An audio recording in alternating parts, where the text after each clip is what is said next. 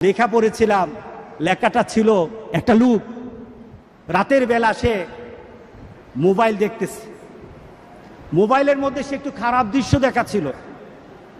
এমন সময় মেয়ে গিয়ে ঘরে ঢুকলো, মেয়ে ঘরে ঢুকে দেখলো বাবা তার মোবাইলের মধ্যে খারাপ দৃশ্য দেখে। আছে কিনা এমন ছেলেরা, এমন আছে কিনা বলেন? এগুলির কারণেই তো জানা, এগুলির কারণেই তো জানা। দৃশ্য দেখছে, মেয়ে দেখে ফেললো। মেয়ে তখন বাবাকে বলল, বাবা তোমার লজ্জা লাগলো না? লজ্জা করে না? একটা শব্দ বলেছে, লজ্জা করে না বাবা, লজ্জা করে না বাবা। মেয়েটা ঘরে চলে গেল। সেই বাবা যন্ত্রণায় ভুগতে আরম্ভ করলো, আরে আমার মেয়ে দেখে ফেললো, আমার মেয়ে কি কথাটা বলেছে, লজ্জা করে না বাবা। মেয়েটা সহ্য করতে পারলো না। সে লোকটা অফিসে চলে গেল, অফিস করতেছে, কিন্তু আর ভালো লাগে না। মেয়েটা কি বলেছে, লজ্জা লাগে না বাবা। কিন্তু মেয়েটার যন্ত্রণায় সে হার্ট ফিল করলো, বাবার এই অবস্থা দেখে হার্ট ফিল করলো। মেয়েটা এরপরে মারা গেল। বাবা যখন বাড়িতে ফিরে আসলো, মেয়েটা বাবার মাথাটা নোয়া, লজ্জিত একটা মুখ। এখনই আমার মেয়ের সাথে দেখা হলে আমার কানে বাজতেছে, আমার মেয়ে আমাকে বলেছে লজ্জা লাগে না বাবা। আমি কিভাবে আমার মেয়ের সামনে যাব, আমি কিভাবে আমার মেয়ের সামনে যাব? এই চিন্তা যখন করতেছে, এমন সময় দরজা খোলার সাথে সাথে একটা চিৎকার শুনলো।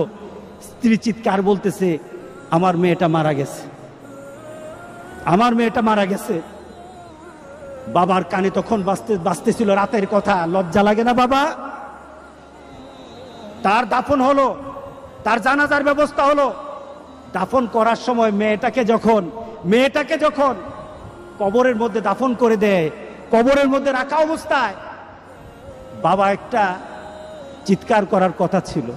মেয়েটা তো চলে যায়, বাবা চিৎকার করার কথা ছিল, বাবা চিৎকার করে নাই, বাবা হেসে দিয়েছে। বাবা হেসে দিল। তাকে জিজ্ঞাসা করলো, তুমি হাসছো কেন? আমার মেয়েটা চলে গেছে, আমার কলিজার টুকরাটা চলে গেছে, কিন্তু আমার জীবনের মধ্যে একটা আঘাত দিয়ে পরিবর্তন করে গেছে। যেই নীতিতে আমি আমার চরিত্রকে নষ্ট করছি, আমার ঈমানকে নষ্ট করে দিতেছি, আমার মেয়েটা হারিয়ে ফেলেছি, কিন্তু আমি আমার আখিরাতকে বুঝে ফেলেছি, আমি আমার আখিরাতকে বুঝে ফেলেছি।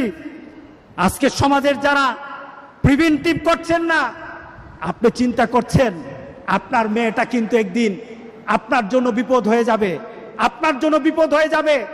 এই মেয়েটা যদি চরিত্রবান হয়, তাহলে আপনার জন্য এটা কাল হাসুরের দিন আপনার জন্য অনেক কিছু পাওয়া হবে।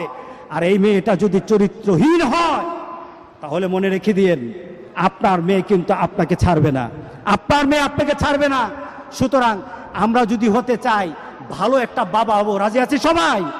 এই দুশ্চরিত্র স্বভাব যার মধ্যে আছে, যেই বাবার মধ্যে দুশ্চরিত্র স্বভাব আছে, এই কারণেই মেয়েগুলি খারাপ হয়, ছেলেগুলি খারাপ হয়। বাবা নামাজ নাই, মেয়ের নামাজ নাই, মার নামাজ নাই, মেয়ের নামাজ নাই, ছেলের নামাজ নাই। সুতরাং আমরা চলুন একটা সুন্দর একটা সমাজ চিন্তা করি, যে সমাজের মধ্যে খারাপই থাকবে না, প্রতিরোধ গড়ে তুলবো ইনশাআল্লাহ। রাজি আছি সবাই?